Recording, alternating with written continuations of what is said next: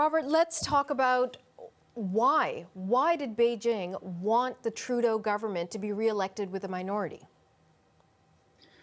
Well, they believe that the Liberal government is far more sympathetic and would go easier on them than the Conservatives.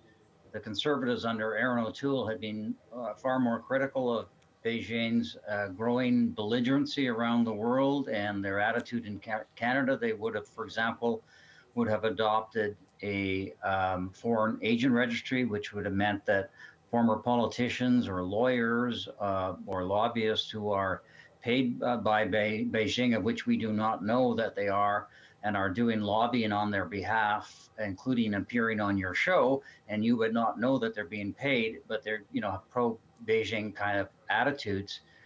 We would know that. The other thing is, of course, during that particular time, the Conservatives were also said they would ban Huawei, and the Canadian government at in that 2021 election had not banned Huawei, even though our other allies had. So there were a lot of reasons why the Chinese government would have preferred to have the Liberals in power rather than the Conservatives. And right from the get-go, frankly, from 2015 when Mr. Trudeau came in, he was talking about a trade deal with China. They were talking about, believe it or not, an extradition treaty with China, which would be unbelievable if we were to do that.